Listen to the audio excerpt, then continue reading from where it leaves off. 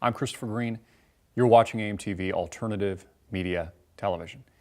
It is, of course, Monday, September 19, 2016. Thank you so much for your support, supporting us on demand, price of a cup of coffee. We are truly humbled, and we need your support. If you haven't already, click the link below, start your free 14-day trial. Today's story is really heavy. In fact, I've been having trouble shooting it, to be honest. I've had to step off camera a couple times because my stomach just feels torn up in knots because I've seen this so many times before. Repeated, infinite terrorism. Engineered terrorism, by the way, by the U.S. federal government, by the State Department, creating ISIS in the first place, which didn't even exist a couple years ago, creating Al-Qaeda, helping to propel these events in the Middle East, and then opening our borders to bring all the immigrants in, some of them even legal, that are committing these heinous acts. And it honestly just makes me sick to my stomach, and I've had to remove myself from camera a couple times because it just feels so formal, talking about this when it should be talked about more informal. It's heartbreaking to have a weekend, as I'm sure many of you had, where you're getting perspective, you're spending good time with family and friends, and then you just wake up to another horrific act again. Something again that we see over and over and over again. It's like a nightmare or a bad dream. Triple terror attack over the weekend.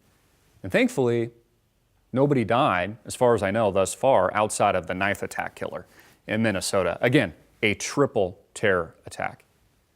We have an attack in New York City in a Chelsea neighborhood. Footage, we're not even going to show it. I can't even watch it. I don't want to show it. Screw these guys, right? Bomb goes off. There's people in the area. Thankfully, nobody died. Somebody must have been looking out for them. A lot of people injured, maimed. We're still learning all the details. Another separate event in New Jersey. Bomb goes off near a 5K run, I think for Army, Navy veterans or something like that. Nobody dies, thankfully. And then there's a knife attack. There's this Freddy Krueger situation, right? Krueger situation. Just some guy with a knife asking people if they're Muslim and they're just stabbing them.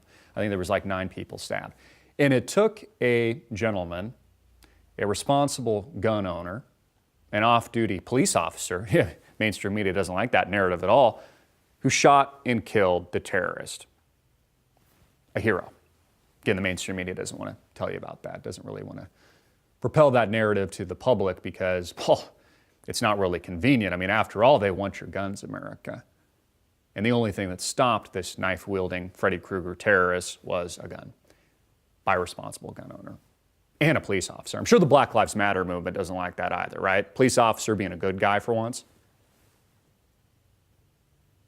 So it's just heart-wrenching, gut-wrenching. And as somebody that's done this on camera, this isn't easy what we do, folks. That's why I ask you guys to support us. One thing about being on camera for a living is you can never be off. You always have to be on. The armor, the body armor always has to be on. And you have to be impenetrable. Triple terror attack this weekend. And I wrote down 3 fundamental truths that just really spoke to me from my heart, from my gut, that I think we can learn from this situation. Not only does it happen repeatedly, again and again, and it's predictable, but 3 fundamental truths, they stood out to me personally. Truth 1, you are less safe now than you were pre-September 11, 2001. Before the Patriot Act, before the September 11th, 2001 terror attacks. You were actually safer then than you are now. You are less safe, and let me explain this further. Let's dig into this. You are less safe after the George Orwell surveillance state has been created, which was all pre-planned, by the way. September 11, 2001, an inside job. People don't like to think about that. They don't like to think about that their own government murdered innocent civilians to accomplish a geopolitical mission in the Middle East. They don't like to think that. I mean, they don't like to think that their government would kill them or kill innocent people to achieve a political objective. So truth 1 is we are less safe now post-September 11th, 2001. In this George Orwell environment where we've got CCTV cameras everywhere. Notice they didn't stop this terrorist in the street. Yes, there was a shootout. Yes, he's been captured. Ahmed, I think it was his name. He's shot. You can see this on ABC footage. They're putting him in, a medical van on CNN. They're probably torturing them now, and who cares, I guess, what they do with them, even though that's anti-constitutional, obviously. We saw the same thing with the Boston bombing, for example, where they shut down an entire American city, declared martial law, and then opened fire on the youngest Tsarnaev brother. He was hiding in a boat, unarmed, without a gun. People don't seem to be upset about that at all, even though he should have gotten a fair trial first, and the FBI had been tracking him for, years. You're less safe now than you were pre-2001, September 11th, post-Edward Snowden, post-Julian Assange, post the National Spying Agency, post the Patriot Act. Truth number two is the responsible man with a gun was the one that stopped the perpetrator wielding the knife. And again, it doesn't take just a gun to kill people, folks, right? They can do it with knives. They can do it with pressure cookers, which we just saw. Something you could buy at Martha Stewart online, or you can go buy some nails at Home Depot or Lowe's, but you don't see the Barack Obama administration and the radical leftists and people like Hillary Clinton asking for your pressure cookers, or banning pressure cookers, or banning nails, or banning Home Depot, or banning Lowe's. No. Again, the same thing happened with the Boston Marathon bombing that our intelligence knew about ahead of time because they've been tracking the Tsarnaev brothers for some time. They just didn't do anything about it.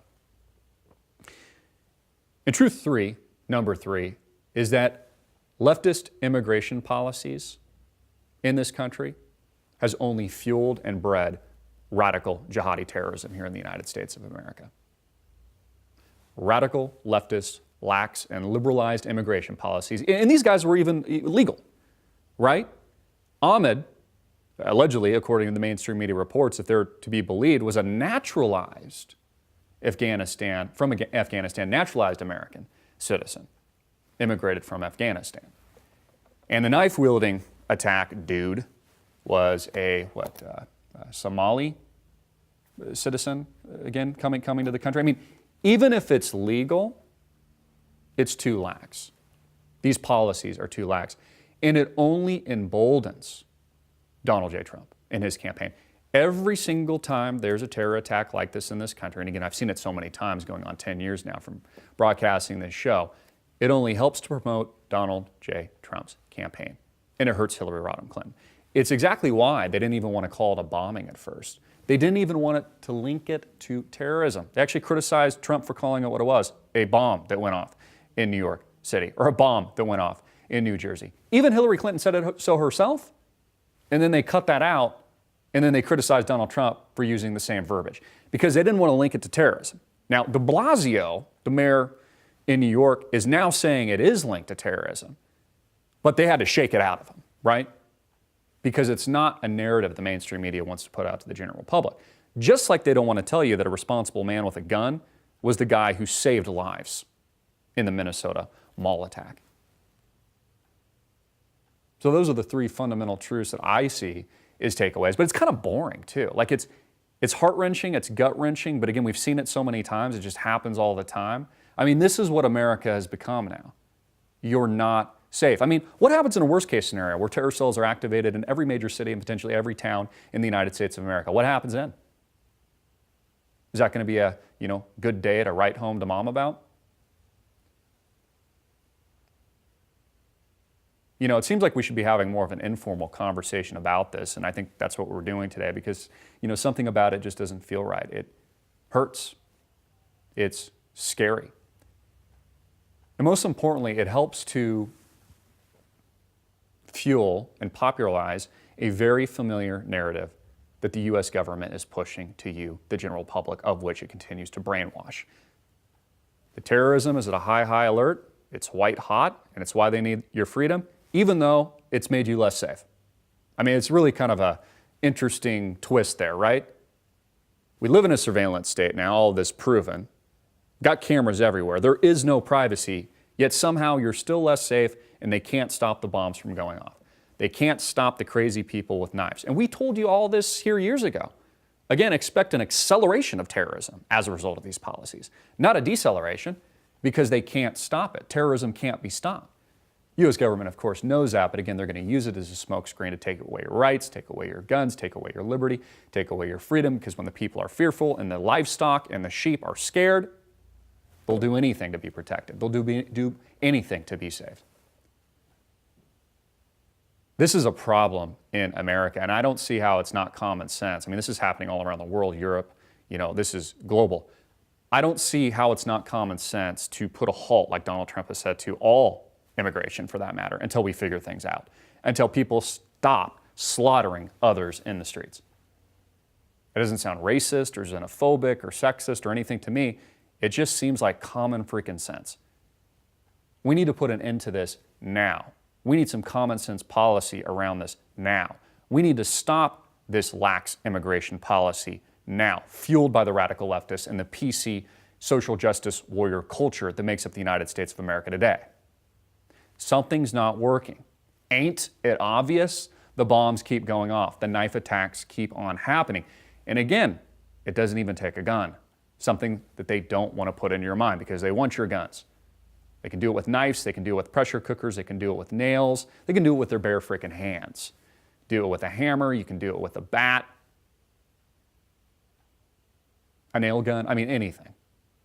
If people want to kill you, they will. We saw it with a truck here in Nice. The mainstream media blamed the freaking truck, didn't even blame the freaking terrorist.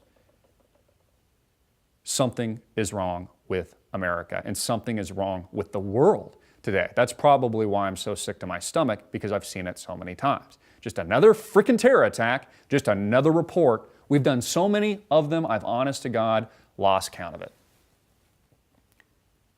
And it's very sad. The question that we need to ask ourselves as Americans, and those of us you tuning in around the world, is where do we go from here? Where do we go from here? What do we do to stop these things, to protect our families, men, women, our children, and protect our society from just being a cesspool piece of shit, which is really what it's become. Just a piece of shit society. Just one big freaking commercial, one big advertisement, one big fear-mongering system, courtesy of the U.S. government in this country that we live today, propelling this message of terror and only fueling this terrorism. Again, thank your government, thank your politicians for fueling this terrorism abroad, for creating ISIS, for creating Al-Qaeda, for destabilizing governments in the Middle East, and creating mass migration so all the terrorists can just come here and we can just let them in, open up our borders, and continue to attempt to topple, as we've done successfully and some less than successfully in places like Syria, country after country at your expense. Send your children, your sons and daughters to fight these wars overseas on false pretenses. September 11, 2001, yeah, it was Iraq's fault. No, it wasn't. Had nothing to do with Iraq and Afghanistan at all. Accordingly to the U.S. government and the State Department, our own bullshit government officials, it was mainly Saudi Arabian nationalists on the planes that took down buildings. And Building 7, which was a self-demolition because obviously no plane hit it and buildings just don't collapse to the ground. And the Pentagon, which looked more like a missile than a plane hit it. There were no plane fragments, by the way, at all. Look at any plane that crashes on land or the sea, there's always plane fragments. Not at the Pentagon, though. But it was a plane. Yeah, it wasn't a missile. You're being lied to. You're being brainwashed. This is exactly what they want. They want you to be fearful. If anything, we should just be angry. And we should change policy right now.